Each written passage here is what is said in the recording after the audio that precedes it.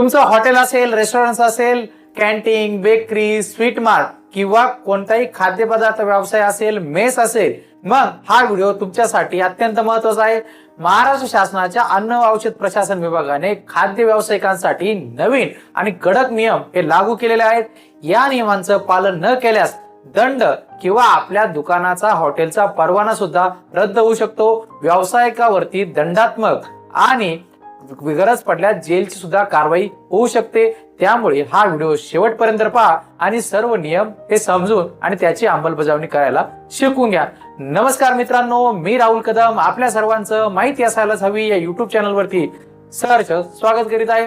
तर मित्रांनो, सर्वप्रथम जो मोठा आणि महत्त्वाचा नियम आहे तो म्हणजे आता प्रत्येक hotel, restaurant, dhaba, cafe, bakery आणि ऑनलाईन फूड व्यवसाय करणारे यांच्याकडे वैध FSSAI लायसन परवाना असणं बंधनकारक आहे। हा परवाना ग्राहकांना सहज दिसेल अशा ठिकाणी प्रदर्शित करणं सुद्धा आवश्यक आहे। दुसरा महत्त्वाचा नियम म्हणजे ग्राहकांना आता बाटलीबंद पाणी खरेदी करण्यास भाग पाडता येणार नाही। प्रत्येक हॉटेल, रेस्टॉरंटने सुरक्षित आणि स्वच्छ पिण्याचे पाणी मोफत उपलब्ध करून हे द्यावे लागणार आहे। म्हणजेच हॉटेलमध्ये गेल्यानंतर पहिली जी आपल्या टेबलवरती बॉटल येत होती, आता ती न येता आपण जर मागणी केली तर शुद्ध पाणी देण्याचं हॉटेलला बंधनकारक करण्यात आलं आहे। तिसरा जो नियम आहे तो म्हणजे मोठ्या हॉटेल्स आणि चेन रेस्टॉरंट यांना आता मेनू मध्ये पदार्थातील कॅलरी, ॲलर्जी निर्माण करणारे घटक आणि शाकाहारी किंवा मांसाहारी माहिती स्पष्टपणे आता नमूद करावी लागणार आहे। त्यासोबत छोटे व्यावसायिकांसाठी वडापाव, भजी, समोसा किंवा इतर अन्नपदार्थ वर्तमानपत्रात किंवा छापील कागदामध्ये देणे किंवा पॅक करणे आता बंद करण्यात आले, कारण छपाईच्या शाईतील रसायने ही आरोग्यासाठी हानिकारक ठरू शकतात। नियम क्रमांक 5 जो आहे तो एकाच तेलाचा वारंवार वापर केला ते आरोग्यासाठी घातक ठरत असतं। त्यामुळे जास्त वेळा वापरलेल्या तेलाचा वापर आता काटेकोर पद्धतीने टाळणं आवश्यक आहे। त्याची योग्य ती विल्हेवाट आता दुकानदार आणि हॉटेल व्यावसायिकांना लावावी लागणार आहे। नियम 6वा जो आहे तो म्हणजे स्वयंपाकघर असेल, फ्रीज, भांडी, अन्न साठवणूक करणाऱ्या जागा स्वच्छ ठेवणं बंधनकारक आहे। तसेच कर्मचारी यांनी स्वच्छ गणवेश, टोपी, हातमोजे वापरणं सुद्धा आवश्यक आहे।